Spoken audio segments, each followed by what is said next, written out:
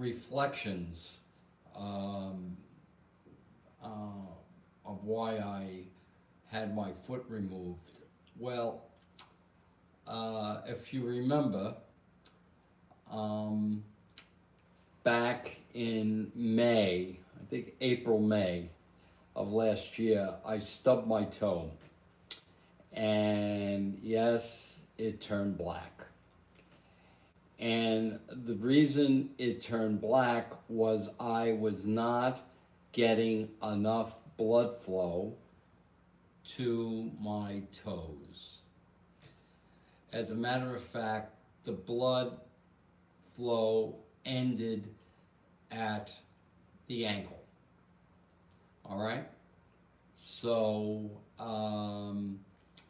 as the toe that I hit, okay, got worse, there was a discussion as to whether or not we should remove the toe. And it was felt by Modern Vascular and the team that if they cut the toe, it would never heal because there wasn't enough blood flow. Okay, so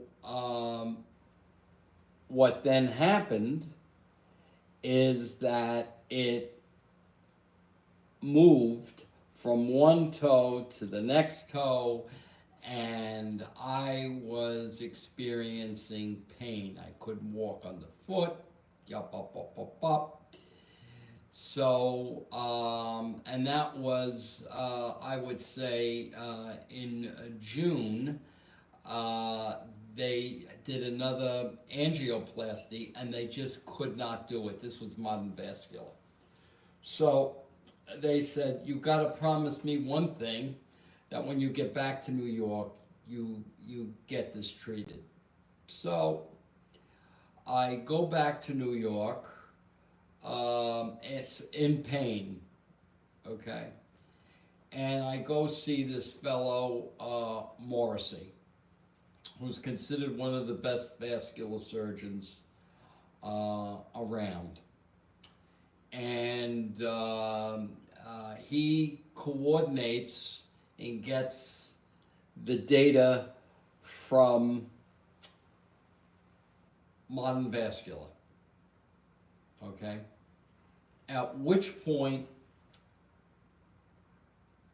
he says it doesn't sound good, but what I'll do is I'll go in there again and try to, make some progress. So he couldn't do anything. The best vascular surgeon in the country, okay, Nick Morrissey, at Columbia Presbyterian. So I said, okay, let's go to the guy that I initially went to as a follow-up, and his name was Alosi, Sharif Alosi. And Sharif Alosi says there's nothing that can be done. I'm sorry, Mr. Tantillo. There's nothing that can be done. And I collaborated with Morrissey, and he said the same thing. So I exhausted all of my possibilities. So I had the procedure, and they said, well, we'll try to keep as much of the foot. We'll do what they call in the business a below the knee amputation. Okay, so we do the below the knee amputation, which was on September the 9th of last year. And after a month, let's see if I can show this to you. This is what it looked like. Okay? It wasn't healing. And the good nurses at Chapin Home said, John, this isn't good. You got to go back to your surgeon and go back to New York Presbyterian Hospital and let them look at this. And when they looked at it, they said, we're scheduling you for a surgery, and a month, we're scheduling you for the surgery, and because we have to go above the knee.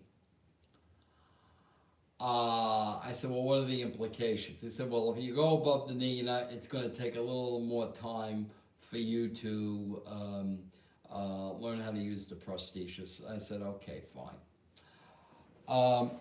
So we do that, okay?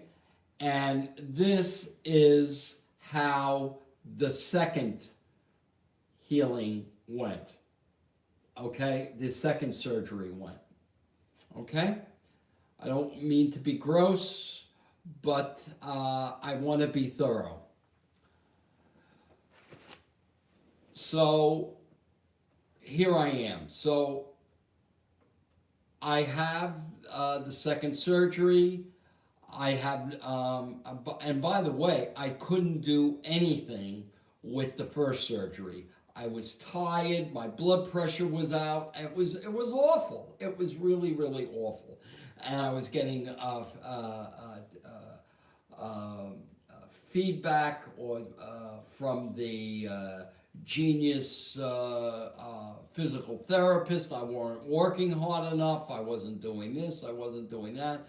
I was getting it was a horror show. I went to Kessler. Kessler basically threw me out because they thought I was uncooperative. I couldn't do it. It was only after I got to Chapin home and they did the second surgery that I began to feel better. And now you have to understand, I was in pain all this time. Okay? So I was on painkillers. I was, so we got that. So fast forward to April the 10th. For all intents and purposes, I feel great. And I just had my blood work done. Now, I always had problems with cholesterol, and I took this miracle drug called Praluent, which is an injectable. It's very expensive, cost about, you take it every 2 weeks. For a month, it cost about $500, that's including insurance. But listen to these numbers that I get. Total cholesterol, okay? 103. The reference range is 100 to 199. Triglycerides, are you ready for this? 0 to 149. Mine were 69. HDL cholesterol, okay? They want higher than 39. Mine was 62. VLDL cholesterol calculation, 15. Between 15, 5, and 40 is what you're supposed to get. And the LDL cholesterol, 26, and that goes from 0 to 99. All right? Now, when you take the other Genius statins that they all want you to take, because it's cheap, all of my friends that take the statins do the Quasimodo effect. Their back hurts, their shoulders hurt.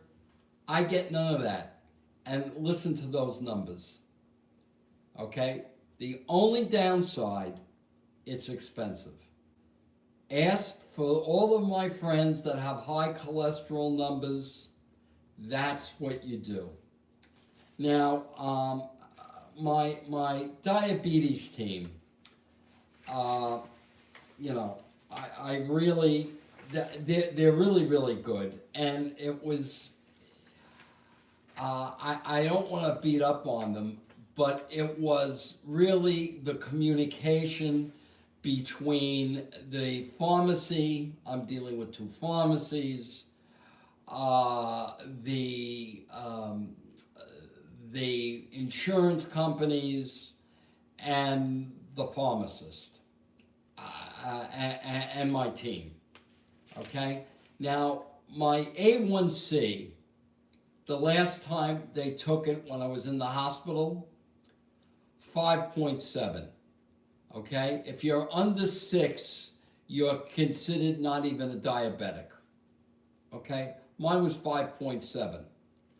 This time around, because of all the jerking around that was done, my A1C is 6.5.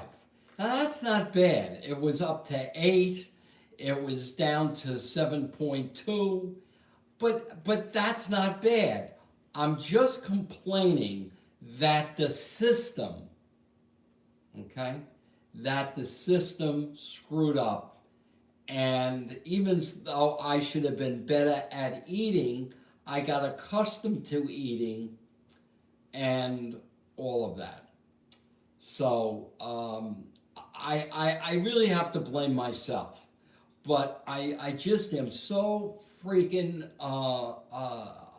upset that they couldn't get the medications right. And when I had the medications right, it wasn't JT that wasn't taking them, it was the pharmacist that couldn't get it right because there was a miscommunication between my team and the pharmacy. All right? So, that's very, very frustrating. But the numbers here um, are really, really good. My platelets, I'm falling apart. You know, I had a leukemia scare, and I'm going to see this fellow Brody, who's the leading expert in the world on leukemia, and that shows that that was simply a scare and nothing more. But you got to get these things checked out. So all of the numbers are in fact terrific. And I just wanted to go over why people, even my guy, the guy that walks on water, this Anthony Posen, who is my new a vascular surgeon, and now he's also my West Coast or Western cardiologist. I hope Joy Geldman doesn't get upset at that, but he said, I want to be your cardiologist. I said, that's fine. Because he came in, and I'm doing this because of his query, and he's with Modern Vascular. So I just want him to know that I wasn't running, no pun intended, to get this done. That it was a very, very logical way to get things done. And now I'm learning how to walk with two canes. Eventually, I'd like to learn how to walk with a cane, and then eventually, by this time next year, I'd like to have no cane at all. So, anyway, I hope to be walking and teaching my students. They'll see me with a cane, a fancy cane at that. So that's about it. So with that said, I want to thank you for listening. But now you have the entire story on why JT decided to have his foot removed, and that he should have adhered to the advice of Mickey Mantle. If I would have known that I was going to live this long, I would have taken better care of myself. So there you go. Oh, and by the way, I'm 130 pounds, so I'm up something like 10 pounds, but I can't gain any more weight because I'm too vain, and I also want to shift this weight around as well. But I'm eating too well. So with that said, subscribe to my YouTube channel, and remember to go brand yourself. That's it. Thank you for listening, and I hope this is helpful. Be good. Bye bye.